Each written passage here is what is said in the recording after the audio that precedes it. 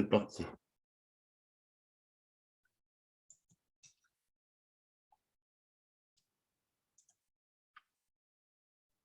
Ça, tu connais peut-être, la dame? Oui, ça c'est Montréal.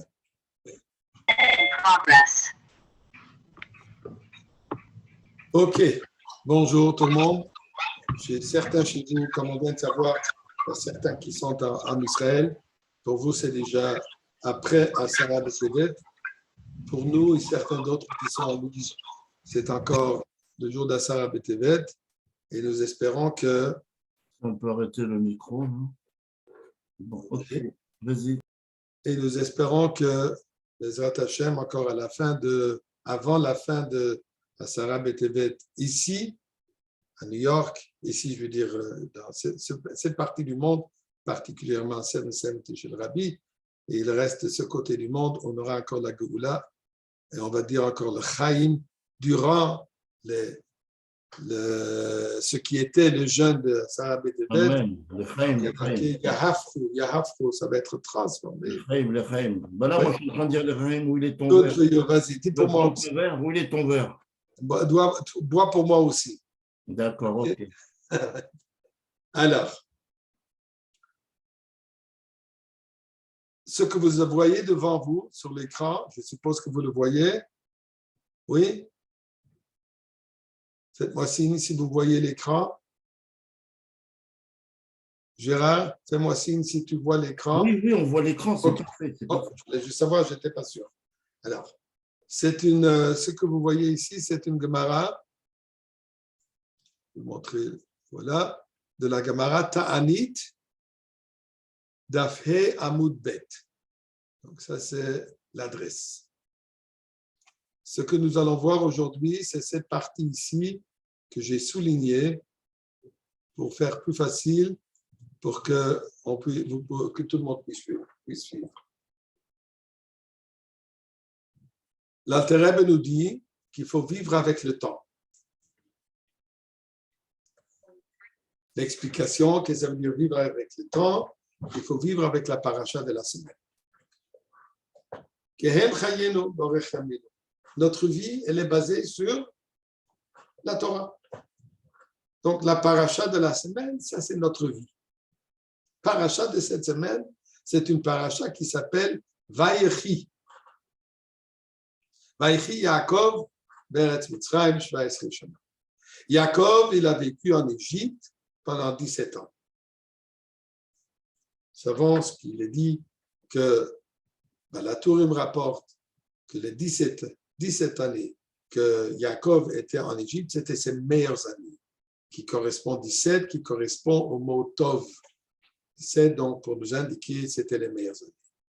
La question que tout le monde pose, comment est-ce qu'on peut dire que ça, c'était les meilleures années de sa vie? L'explication, elle est très simple, puisque quand il a vu qu'il y a moyen de mener une vie religieuse, une vie de Torah, une vie de Yaakov Avinu,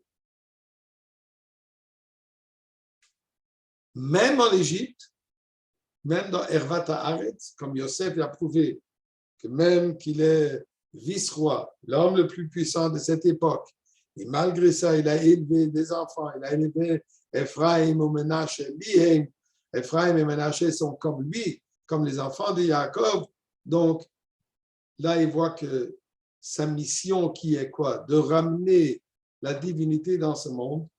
Le fameux rêve que Yaakov il a fait, il a vu le soulam, il a vu l'échelle relier ciel et terre, terre et ciel, qui représente d'unifier le céleste avec le mondain, pas seulement dans un endroit de Kedusha, mais même dans un endroit qui est complètement l'opposé de la Kedusha, la Klippa Mamash, Shalosh Klipot Atmiot, comme le Shior et le Tanya de nos jours, et ce qui est l'Égypte, Ervat Haaretz, comme est marqué, la corruption, l'impureté du monde, même dans un endroit comme ça, Yosef, il est capable d'œuvrer, d'être en même temps roi et en même temps Yosef Hatzadik, dit Yaakov, ma mission elle sera accomplie. Un jour, cette réalité ne sera pas seulement pour un individu, mais ce sera la transformation totale du monde, où le monde entier sera imprégné par le divin deviendra la réalité même du monde matériel. Donc, Vaïchi. À la fin de la paracha, il y a marqué toute une procédure qu'ils ont fait, qu'ils Yosef a entrepris de faire après que Yaakov est supposément décédé. Il a fait les éloges, il a fait embaumer, il a enterré. C'est ce qu'on fait d'habitude avec une personne qui décède. Mais pourtant, nous savons qu'il y a un concept de Yechi. Yechi veut dire qu'il est vivant. Alors, on va passer ensemble. Si vous voulez poser des questions, vous êtes les bienvenus. Pouvez-vous unmute, comme on dit, et poser des questions. Je sais que c'est un sujet qui est difficile à comprendre, qui est même au-delà de notre capacité de compréhension humaine, logique. Mais c'est important de voir les paroles. C'est important de voir ce que la Torah nous dit sur ce sujet. Alors, comme je vous ai montré, c'est la Gemara Ta'anit, d'Afé, page 5, Amud Bet. Et voilà ce que la Gemara nous raconte. Rav Nachman et Rav Yitzchak. Rav Nachman et Rav Yitzchak avaient yaske de Seudata. Ils étaient assis à un repas. Ils sont en train de manger. Reb Levik, le père du Rabbi, dit que c'était Souda Shlishit ou Melavé Malka. Alors, Omar le Rav Nachman le Rav Yitzchak, dit Rav Nachman le Rav Yitzchak, les Momar Milsa. Partage une pensée. Nous savons, comme il est dit dans la Mishnah de Pirkei Avot, Shnaim Shachlu, deux personnes y mangent. V'yesh benem divrei Torah, et ils partagent une parole de Torah, c'est ils mangent le Mizbeach, c'est la Kedusha, la divinité est présente. Donc, Rav Nachman demande à Rav Yitzchak qu'il partage une pensée de Torah. Amar le lui dit, Rav Yitzchak répond à Rav Nachman, Hochiam Rabbi Yochanan. Voici, c'est ce que Rabbi Yochanan a dit. En masichet besouda, il ne faut pas parler durant le repas. Shem yagdim kon elevation. Puisque la nourriture peut, chas v'shalom, passer du mauvais côté. La nourriture, elle peut, chas v'shalom, au lieu de rentrer dans le tuyau, on peut dire, de la respiration, elle peut, chas v'shalom, passer dans le tuyau de la nourriture, et on peut s'étouffer. Donc, Shem yagdim kon elevation. Peut-être la nourriture ne passera pas dans le bon endroit, il faut qu'il passe. Si quelqu'un se souvient les mots en français de ces deux tuyaux, vous êtes les bienvenus de me le dire ou de le signaler. Alors, il dit, l'idée, ça compte. Et chas v'shalom, ça peut amener à une situation de danger. Chas v'shalom, la personne peut s'étouffer. Alors, pour cela, il vaut mieux pas parler. Bon, donc, Rabbi Yochanan, Rav Nachman lui demande, donne-moi un Dvar Torah. Il dit, écoute, pendant qu'on mange, il faut se taire. C'est ce que maman nous a toujours enseigné, ne parle pas avec la bouche pleine. Pas seulement par respect, mais tout simplement par danger. Ok, d'accord. Et continue le repas. Maintenant, dit la Gemara, Bossa de Saoud, quand ils ont terminé le repas, Omar le, maintenant, Rabbi Yitzchak dit à Rabbi Nachman, qu'est-ce qu'il veut? Qu'est-ce qu'il y a? Il y a une halakha qui nous dit que quand une personne te demande partage une pensée de Torah, on est obligé de le faire. Sinon, on est considéré monnaie à part. C'est comme qu'on retient quelqu'un la nourriture. C'est comme que si quelqu'un te demande j'ai faim, donne-moi à manger, et on retient, ne donne pas. C'est un grand péché. La même chose spirituellement. Si quelqu'un nous demande, dis-moi devant Torah, partage quelque chose, peu importe quoi, on est obligé de le faire. Étant donné que Rav Nachman lui avait posé une question, donne-moi devant Torah, il lui a pas répondu, il lui a endetté une réponse. Alors maintenant, il dit, boss of the soul, Maintenant qu'ils avaient terminé à manger, alors maintenant, je vais te dire une autre pensée que Rabbi Yochanan nous a enseignée. Le pshat simple, étant donné qu'il avait déjà cité Rabbi Yochanan à propos qu'il ne faut pas parler durant le repas, alors maintenant il va citer une autre pensée de Rabbi Yochanan. Et qu'est-ce qu'il dit? Oh, Rabbi Yochanan, voici ce que Rabbi Yochanan dit. Yaakov Avinu lo met. Yaakov Avinu n'est pas décédé. Voilà ce que Rabbi Yochanan dit. Tu voulais une pensée? Tu voulais avoir une parole de Torah? Voilà une parole de Torah. Que Rabbi Yochanan dit, sache que Yaakov Avinu lo met. Yaakov Avinu n'est pas décédé. Regardons ici du côté Rashi, ça c'est le commentaire de Rashi. Et Rashi dit, lo met, ela chai hu le olam. Mais il vit éternellement. Il vit toujours. Donc, Rashi dit, non seulement qu'il n'est pas décidé alors, mais il est décidé plus tard. Non, il n'est jamais décidé. Chai hu le olam, il vit éternellement. Amarle, nous revenons au texte de la Gemara. Amarle, maintenant Rav Nachman demande à Rabbi Yitzhak, tu me dis qu'il est toujours vivant. Vechi, birdi, sav de savdanayo. Alors, est-ce que c'était en vain qu'ils ont fait les éloges? Depuis quand est-ce qu'on fait des éloges à des gens vivants? Des éloges, on fait à une personne qui est éthérée, on fait un hesped. On ne fait pas de hespédim pendant qu'une personne est vivante. En plus que cela, non seulement, bon, tu veux dire, bon, ils ont donné des belles paroles, il était présent, comme parfois quand on introduit l'orateur de l'invité d'honneur, alors on fait tout un hesped, on raconte toutes ses qualités. Alors, ce qui n'est certainement pas le cas de chez Yaakov, et certainement pas le cas de chez Yosef, Chas v'Shalom veut dire qu'il s'était fait à la légère. Mais en plus, ils l'ont embaumé. On n'embaume pas des gens qui sont vivants. Non seulement ils ont fait les éloges, non seulement ils ont embaumé, mais encore plus que cela. Le couvre Kavraï, ils l'ont enterré. Nous savons très bien, on va à Marat Marpella, on va à Hebron, à Marat Marpella, qui est là-bas? Il y a Adam et Chava, Abraham et Sarah, Yitzhak et Rivka, Yaakov et Léa, et la tête d'Esa. Mais ils sont là-bas, on l'a enterré, et c'est dans la Torah qui a marqué qu'il l'a enterré. Alors, dit Rashi,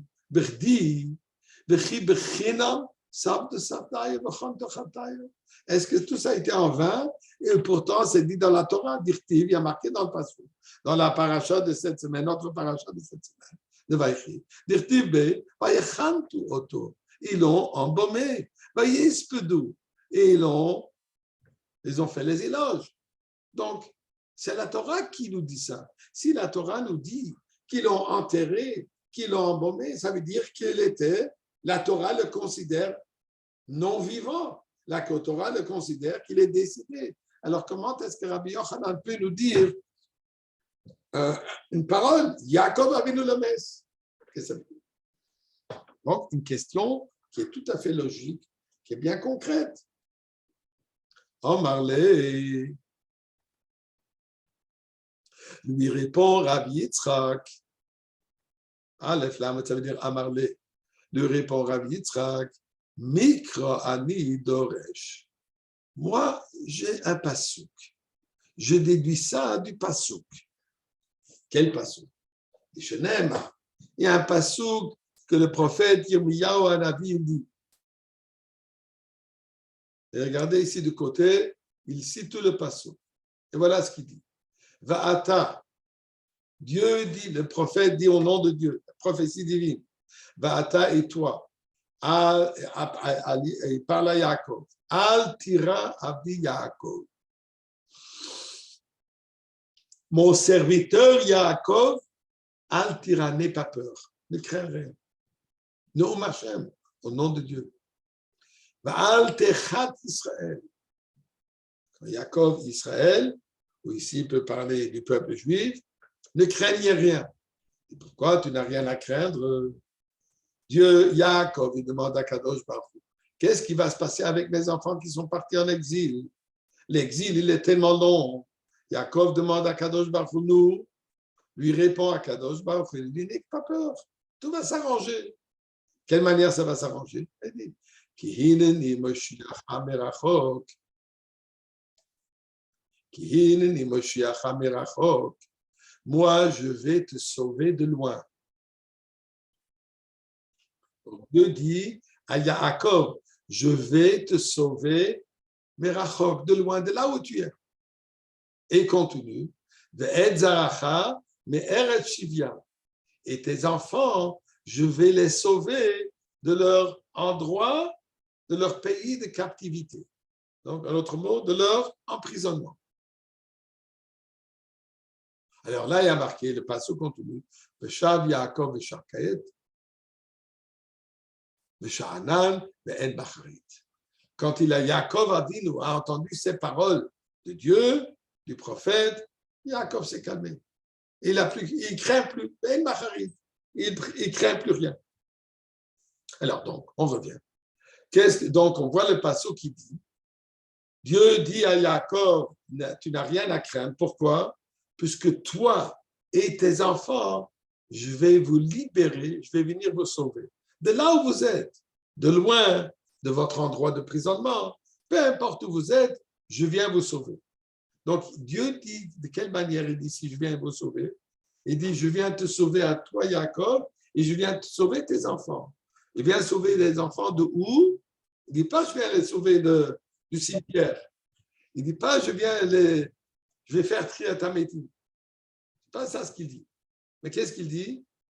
Mais Eretz Shivyam, de leur endroit de captivité. Dit Rashi. Donc, de ceci, nous déduisons Makish hu lezaro. La Torah compare, le prophète, il compare où lui, Jacob, lezaro à ses enfants. Donc, le passouk de dire, je vais te libérer comme je vais libérer tes enfants. Les enfants, quand il va les libérer d'emprisonnement, ils sont vivants. Des personnes qui ne sont pas vivantes ne sont pas emprisonnées. Des personnes mortes ne sont pas en prison. Je visite les prisons régulièrement et tout le monde est vivant. Il n'y a personne qui est mort en prison. Ce n'est pas un cimetière. Donc, Makish ou le Zaro. Alors, dit la Gemara, dit Rabbi Yitzhak, de ceci nous déduisons, Ma Zaro Bachai, tel que ses enfants sont vivants, Afou Bachai. De la même manière, lui, tel que quand il dit, je vais sauver tes enfants de l'emprisonnement, puisque durant leur vivant, ils sont vivants, Afou Bachai, de la même manière, eux aussi, tes enfants aussi sont vivants. Donc, qu'est-ce que nous voyons ici? Dit la Gemara. Basé sur ce verset, dit Rabbi Yochanan, Yaakov Avinu Lamed, Yaakov Avinu n'est pas mort. Avant qu'on va essayer d'expliquer, regardons encore un peu ce que Rashi nous dit. Alors, il dit, Mikra Anidorej, je déduis cela d'un verset. C'est quoi le verset? Et comme on a dit, Makeshul les arbres. Mais il pose une question. D'accord. D'après le verset nous indique qu'il est vivant. Mais alors, s'il était vivant, pourquoi ils l'ont embaumé? Pourquoi ils se sont occupés de lui comme une personne qui est décédée? Et je pose une question concrète. Il pose une question concrète. On a vu qu'ils l'ont embaumé. On a vu qu'ils l'ont enterré. On sait qu'on va à Marat Marpella, il y a un endroit spécifique de Yaakov. Qu'est-ce que tu me réponds? Tu as un passouk. Mais dans la réalité, concrètement, est-ce qu'il est vivant ou il n'est pas vivant? C'est ça la question que Rashi repose. Et la raison pourquoi ils l'ont embaumé, regardez ce que Rashi dit. Suvurim hayu shemet. Il pensait qu'il est décédé. il pensait qu'il est décédé. Bon, je reviens, on va voir des paroles encore plus fortes tout de suite de Rashi. Là, il donne ici la Gemara. Que je me câble et Israël, quand Dieu va réunir le peuple juif, Meretz Shivya, de leur emprisonnement, du Galout, Achaim ou Mekabetz. Qui est-ce qu'il réunit? Qui est-ce qu'il libère? Les vivants. Shehen Beshebi, puisqu'il n'y a que les vivants qui sont en prison. Shahameisim, ceux qui ont déjà décidé, Inan Bashebi, ils ne sont pas en prison. Remarquez, la Meisim Chavshi, ils sont libérés. C'est-à-dire, ils sont libérés de ce monde, ils n'ont plus des mitzvot à faire. Ils ne vivent pas dans un emprisonnement. Donc, si puisque nous voyons que les enfants qu'il va libérer sont vivants, Afou Bachaim, lui aussi il est vivant. Dire Rashi, qu'est-ce que ça veut dire? Chez Yivienu Bagola, Dieu va amener Yaakov en exil. Pourquoi faire? Kedei ligol et banab le'enam. Dieu va amener Yaakov à Vinu. De là où nous allons sortir de l'exil, on va tous passer en défilé devant Yaakov. Yaakov, il verra comment nous, on est libérés. Comme je me tiens de Mitzrayim, Bayar Israël et Ayad Agdola. En Égypte, il y a marqué, on dit ça tous les matins dans Bayosha Hashem, Bayar Israël et Ayad Agdola. Israël, le peuple juif, a vu la grande main. Le div d'Arshin, on a marqué dans les Médrash, qu'est-ce que ça veut dire? Qui est ce Israël? Qui est ce Israël qui voit la grande main, la main forte? Le pshat simple, Am Israël, nous, le peuple juif qui est sorti d'Égypte, quand ils ont vu le miracle de l'ouverture de la mer, alors là, ils ont vu la main forte de Dieu. Mais dit le Médrash, non, ça veut dire encore autre chose. Mais dans Chinon, on rapporte là-dessus, Israël Saba, le grand-père Israël. Il fait allusion ici à Yaakov. Le grand-père Israël, lui, il a vu on l'a amené en Égypte, à la sortie d'Égypte, et Yaakov était présent, il a vu comment il sort. Okay? Maintenant, Rashi repose la même question encore une fois.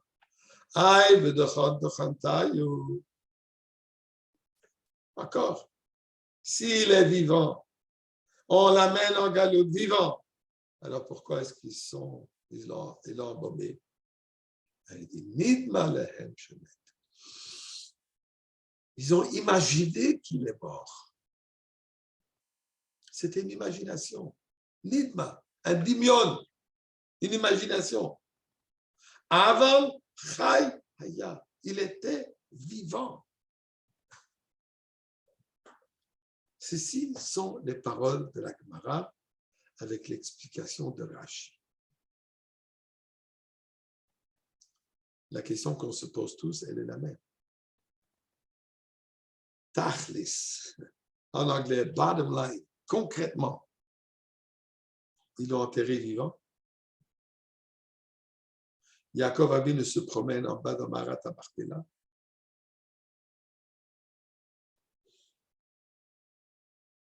Ils l'ont embaumé vivant. Oui, c'est vrai, le passage qui nous dit ça, mais comment est-ce que je peux concevoir cette réalité?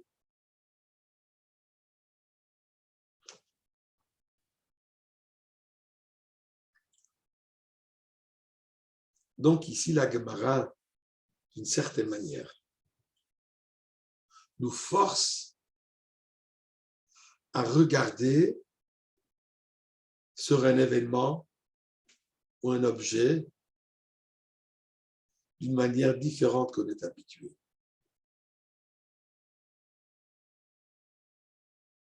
Quand on nous dit « En le dayan el mash enav rohot », un dayan, un juge, ne peut juger que d'après ce que ses yeux voient.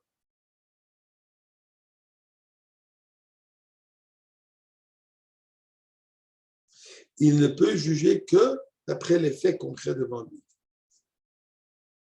Même si,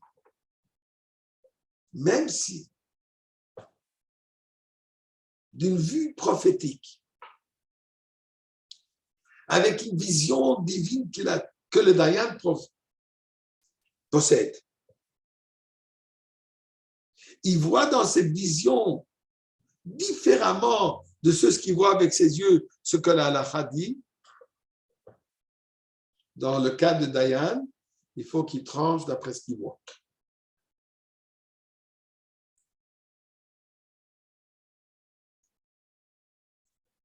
Connaissons la Gemara.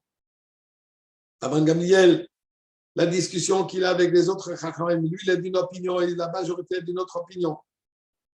Il dit que l'arbre prouve que j'ai raison. L'arbre s'est bien secoué. La Chachamim me dit c'est très beau, c'est impressionnant, mais la Lacha dit différemment. Le mur contre les Betamedrash, que le mur de la synagogue prouve que j'ai raison. Le mur s'est penché vers Abgam. Baskol, qu'une voix divine se dévoile et disent qui a raison. La voix divine est venue, elle a dit, c'est lui qui a raison. Malgré tout ça, les Chachamim, ils ont dit quoi? Torah lo bashamayim. La Torah ne se trouve pas dans le ciel. La Torah, tu nous as donné la Torah afin que nous le comprenions, afin que nous l'étudions. Donc, si nous comprenons de cette manière, alors, on ne peut juger, on ne peut trancher que de la manière que nous comprenons. Ce n'est que de cette manière que nous pouvons comprendre et étudier et voir les choses. Et si nous comprenons la halakha différemment même que ce qui est dit au ciel, que ce que le Bat Kol, la voix divine, et la Gemara dit, Nitzchuni, bonai nitzchuni. Dieu reconnaît, vous êtes les vainqueurs. J'accepte ce que vous dites. Donc, qu'est-ce que nous voyons ici? Qu'il peut y avoir deux réalités ici. Il y a une réalité, ce qu'on voit avec nos propres yeux. Il y a une autre réalité, la réalité qui est vue par des yeux, par une perspective, par une vue divine. Et c'est possible qu'il y ait une contradiction entre ces deux perceptions. Qu'une perception nomme cet événement vivant, et il y a une autre perception qui peut nommer cet événement, cette même situation, ce même individu mort. On peut en même temps que la Torah nous dit que Yaakov était mort, dans ce même moment, dans ce même événement, la Torah nous dit non, il est décédé, il est vivant.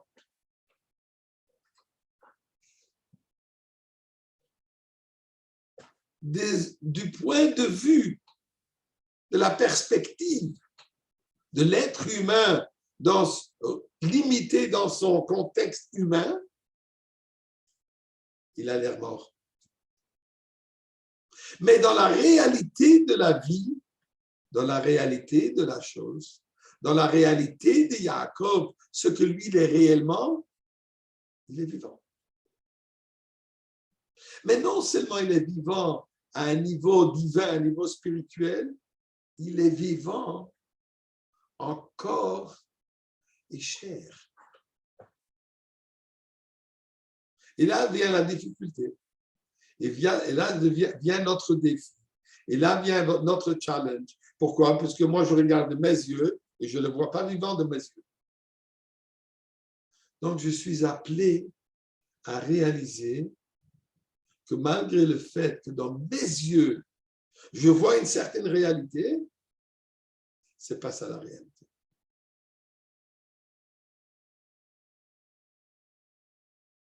Prenons un exemple. S'il y a quelqu'un qui veut poser une question, allez-y.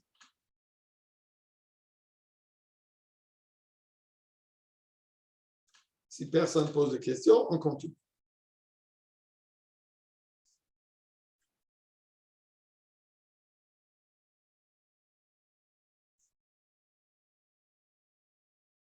Dieu existe, bien sûr.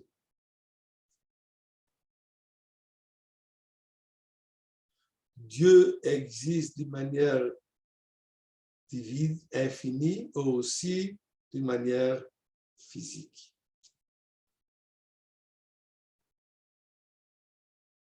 On ne le voit pas. On ne voit pas Dieu.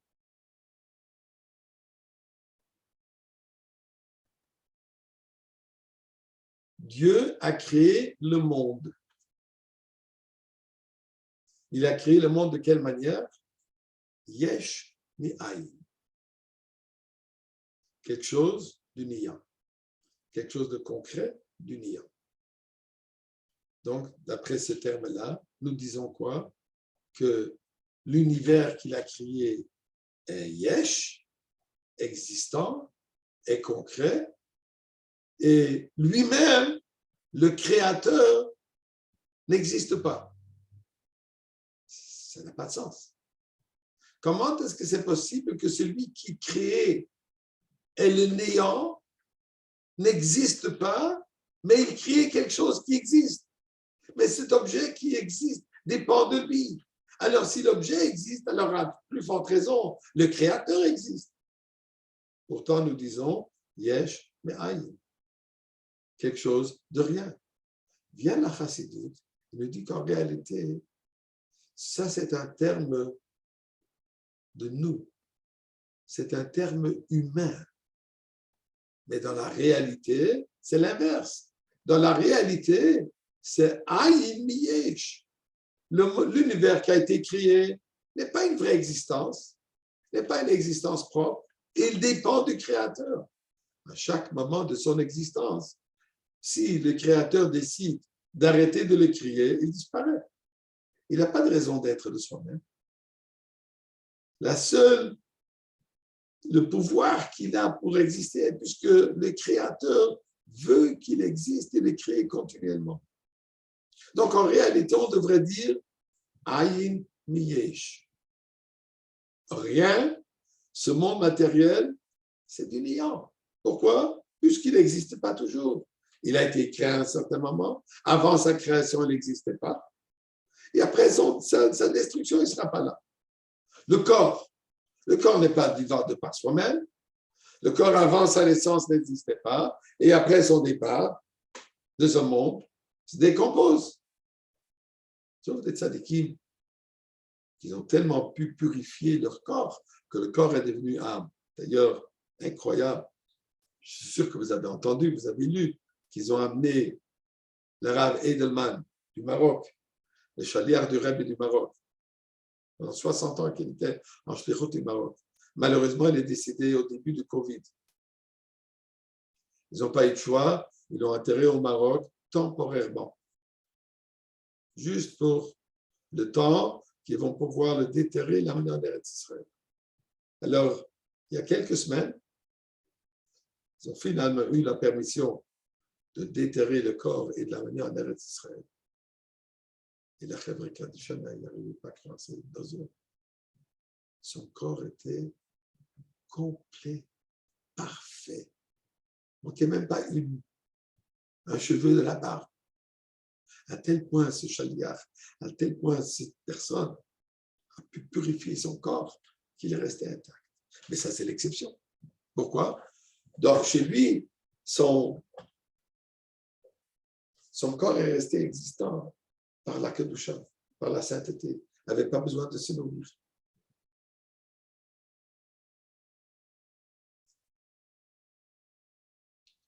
Mais est-ce que ce corps, il est vivant ou non? Question. Un corps qui ne se décompose pas, est-ce qu'il est vivant? Alors, s'il est vivant, pourquoi est-ce qu'on l'enterre? Donc, nous réalisons que nous utilisons des termes humains, puisque nous n'avons pas d'autres termes. Et non seulement nous n'avons pas d'autres termes, mais nous avons notre vue limitée, notre vue myope. Qu'est-ce que ça veut dire vue limitée du myope? On ne voit que ce qui est devant nous. Si nous voyons un corps, qui ne réagit pas, un corps qui ne parle pas, un corps qui ne voit pas, un corps que le cerveau n'a plus de mouvement, un corps où le cœur ne bat plus. Il est mort. Il n'est pas fonctionnel.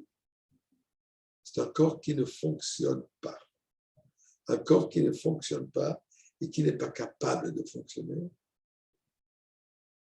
et qui a arrêté depuis un moment de fonctionner.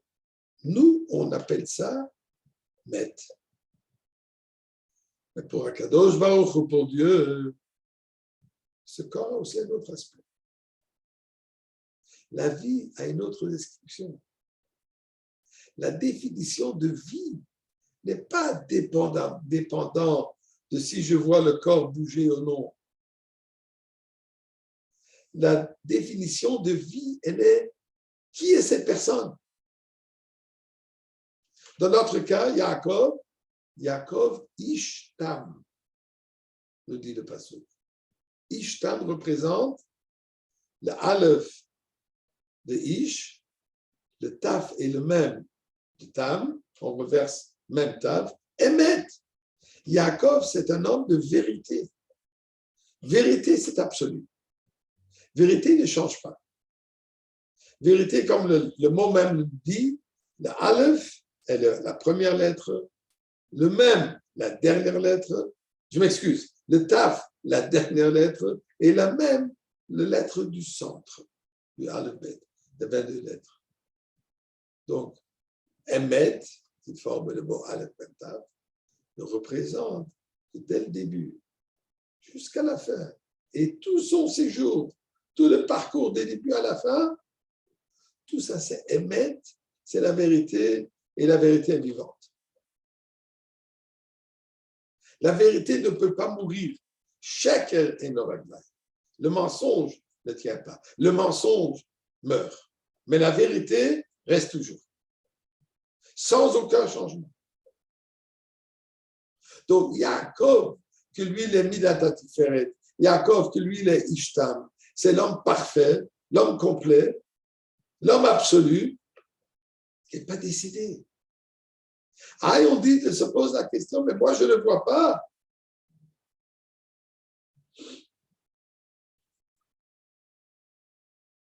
La science nous dit qu'il y a 2 milliards de microbes autour de ma main présentement. Honnêtement, je n'en vois aucun. On ne voit pas. Il y a un microbe, un virus,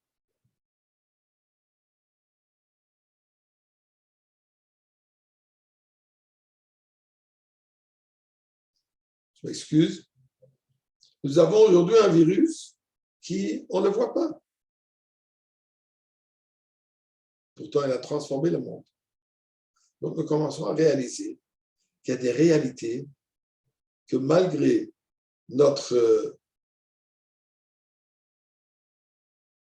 que nous sommes incapables de le voir, c'est vivant, ça existe, c'est réel, c'est concret. Nous dit la Gemara la chose suivante par rapport à Yaakov. Yaakov l'omet.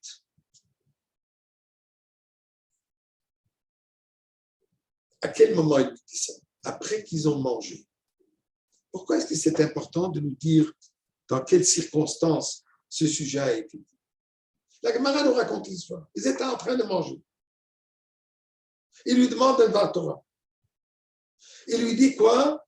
Rabbi Yitzhak a dit qu'il ne faut pas manger. Pourquoi? Puisque si on va manger, on peut se mettre en danger. Regardons un peu combien de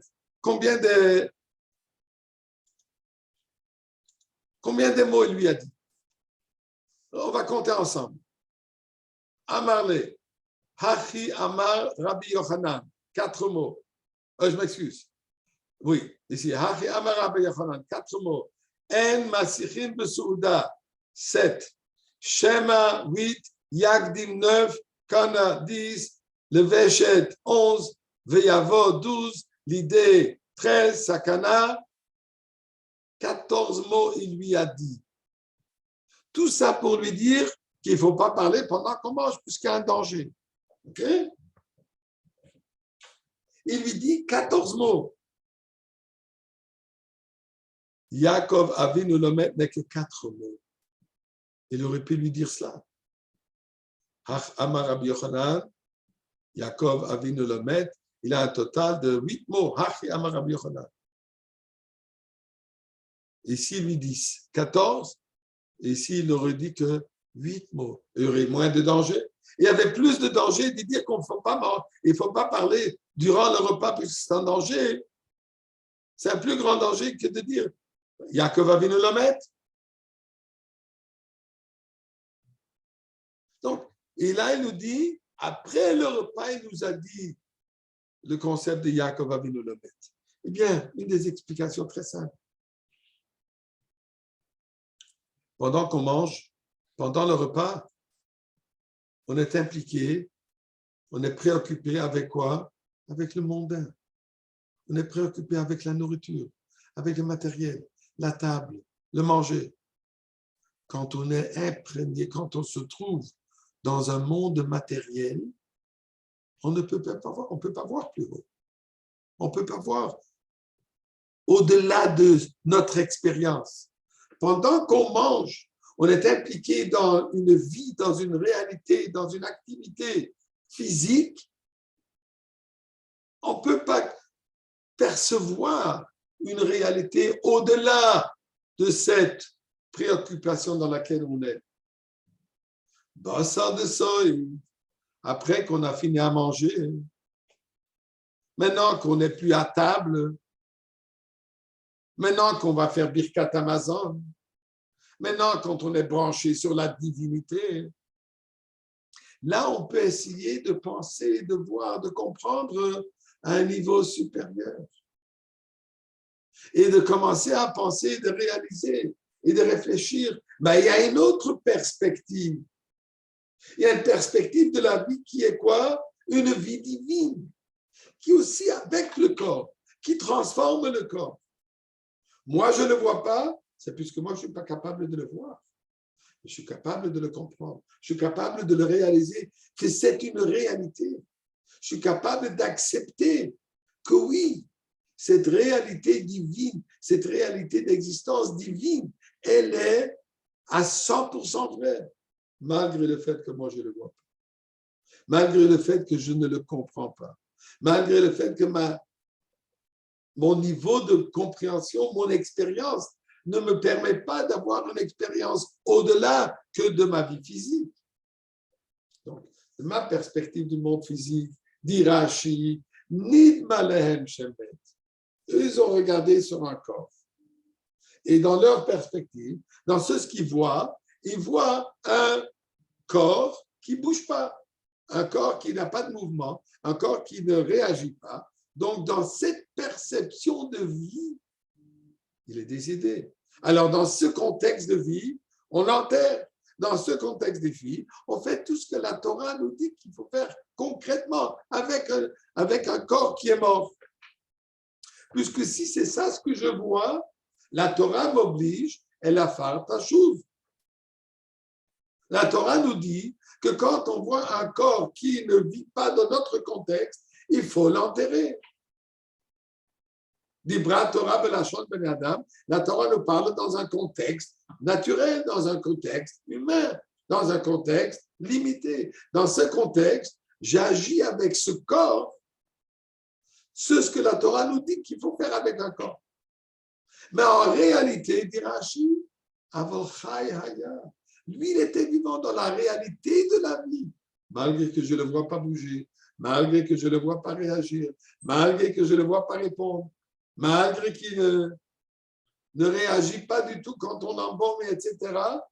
Mais ça ne change pas le fait que dans une réalité supérieure, physiquement, c'est vivant. Et là, j'ai une contradiction de deux aspects physiques. J'ai une contradiction d'un aspect physique tel que moi je le vois, et il y a une réalité physique telle qu'elle est vue à un autre niveau. C'est ça ce qu'il dit Rashi dit. Il était vivant. On ne parle pas de l'âme. Pourquoi? Puisque toutes les âmes vivent. Il n'y a aucune âme qui meurt. Si on voudrait dire que que la Torah, que la Gemara nous dit qu'Yaakov, il est spirituellement, il est resté vivant. Ça, c'est pour tout le monde. Aucune âme, on n'enterre pas les âmes, on enterre le corps. L'âme continue à exister. Donc, si la Gemara nous précise quelque chose de particulier à Yaakov Avinu, c'est dans le contexte physique, dans le contexte concret, d'une manière au-delà de notre atteinte. Et c'est pour ça qu'il dit ça, Bossar de Soïd, après qu'il a mangé. Pendant qu'on mange, pendant qu'on est impliqué avec la gashmiyut, on ne peut pas apprécier Rachamiyut. Une fois qu'on se détache un peu du gashmiyut, là on peut comprendre, on peut commencer à réfléchir à un niveau spirituel, à un niveau rouchani. Pourquoi particulièrement Yaakov? Puisque Yaakov, il est Ishemet. Yaakov, il est l'homme parfait.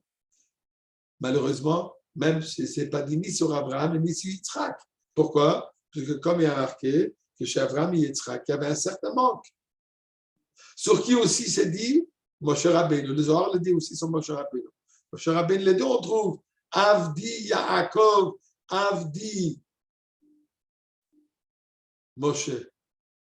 Et ça veut dire qu'il est complètement soumis, il est complètement battel, il n'a pas d'existence propre, il est complètement unifié avec Akadosh Baruch Hu. Unifié avec Akadosh Baruch Hu, l'Omet. Celui qui est complètement un avec Dieu, qui n'a pas d'existence propre sauf Dieu et sa parole et sa volonté, ça ne peut pas mourir. Ceci nous explique ce qu'il dit, qu'il rit. La même chose, David, Melech Israël, Chai v'Kayam. Donc, ceci nous donne un peu, encore je dis un tout petit peu, vous êtes bienvenus de poser des questions, mais ceci nous donne un tout petit peu l'aperçu, au moins la source, d'où vient ce contexte, que quand on dit c'est exactement ce que la Gemara dit. C'est ce que la Gemara dit par rapport à Yaakov, l'Omed, Chai Haya. Et le Chai Lo'elam. On voit.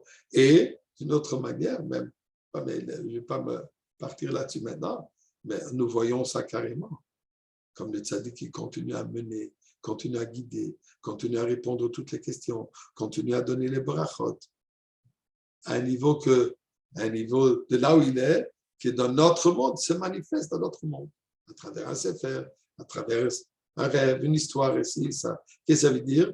C'est une fusion, si on veut, de deux réalités. Une que nous voyons et une que nous savons qu'elle existe.